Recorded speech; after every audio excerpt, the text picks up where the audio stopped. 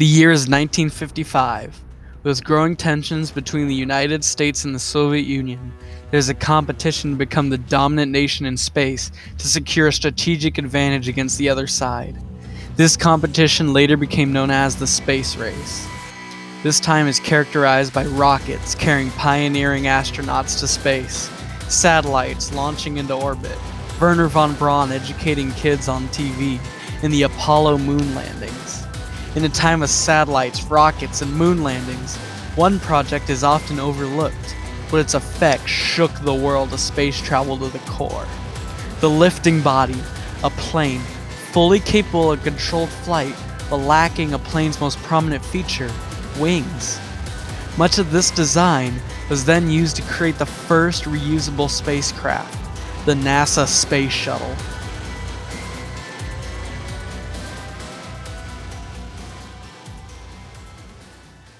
Ames Research Center, Moffett Field, California. NASA's predecessor, the National Advisory Committee for Aeronautics, was tasked with researching designs to make missile nose cones more heat resistant. Among these scientists was Dr. Alfred J. Eggers Jr. and H. Julian Allen. Allen determined a blunt nose design would be best suited for resisting heat, but Dr. Eggers Jr. found that by modifying the nose cone, it could create lift, allowing it to fly on its own. Dr. Eggers Jr. figured that by using this design, space capsules could be flown back from space rather than a ballistic fall into the ocean. Dr. Eggers, Allen, and their associates worked together to design the M2, a modified half cone with a flat top, rounded nose, and two tail fins. In 1962, director Paul Bickle of the NASA Flight Research Center, later called Dryden Flight Research Center at Edwards Air Force Base, approved the lifting body program after reviewing the footage taken of a Model M2 built by Ardale Reed being towed by a remote control plane. The lifting body program started with discretionary funds and a volunteer workforce to build the M2F1 for just $30,000. The full-size M2F1 was built by the NASA volunteers and sailplane designer Gus Bregleb. It was based directly from the M2 design and performed admirably, as it was able to be maneuvered up and down as well as left and right thanks to its twin tail fins. It proved the lifting bodies could be controlled and even achieve flight at all. The M2F1 lacked an engine, so it was towed into flight by either a modified Pontiac convertible or a C-47 cargo plane owned by NASA.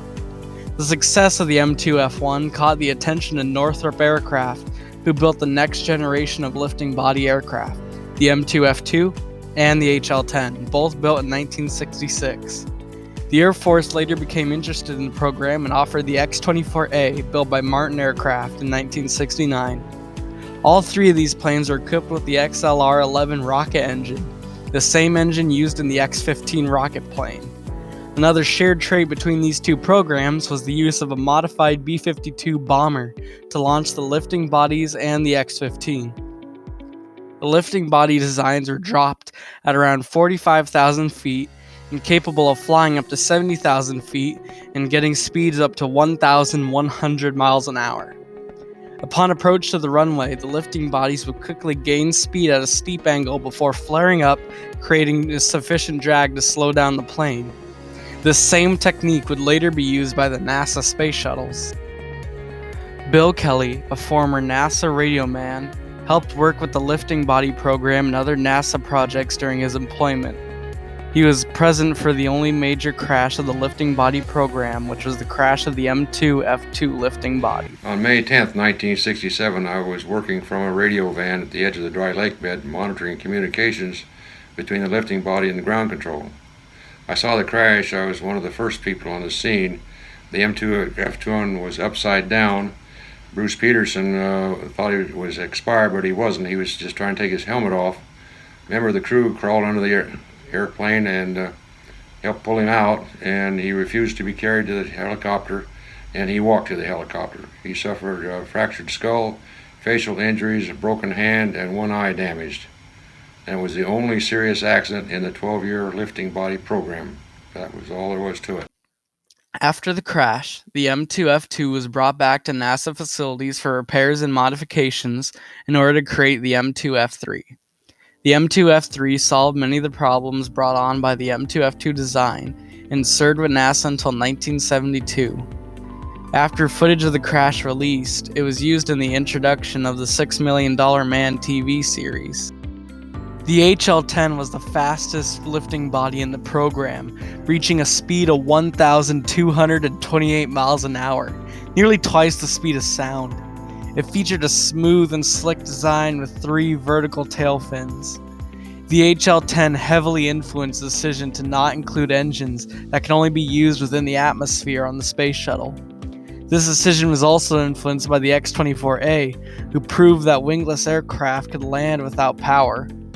This decision would help shed weight off of the final space shuttle that would be nothing but dead weight in the vacuum of space.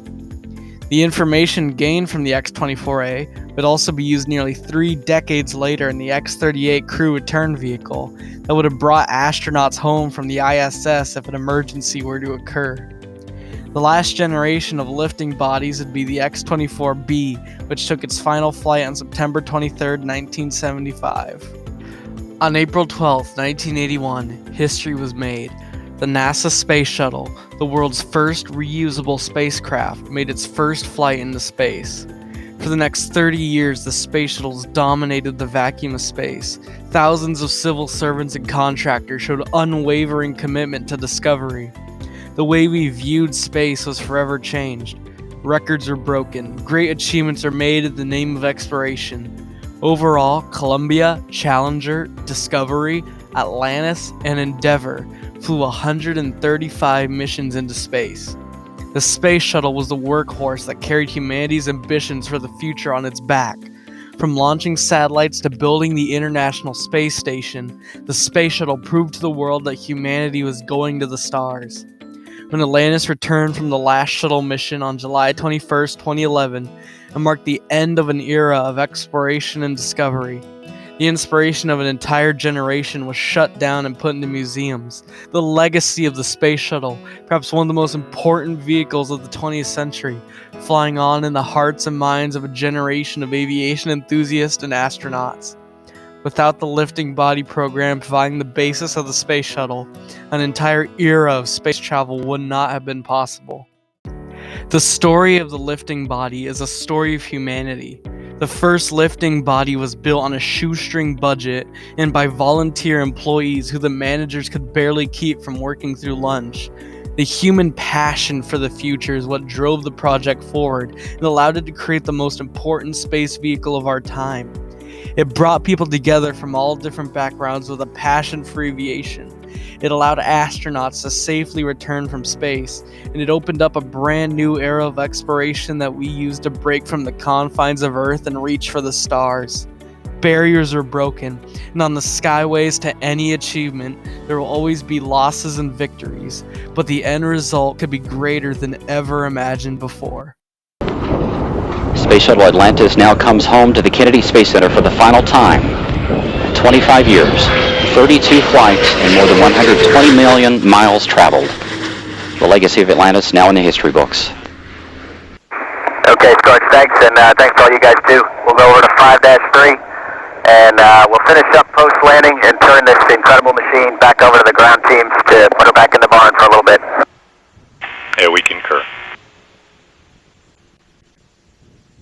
And with those words from STS-132 Commander Ken Ham talking with the Capcom Charlie Hobaugh here inside Mission Control Houston, Atlantis has wrapped up a 32-year career, 32 missions, as well as this 132 flight.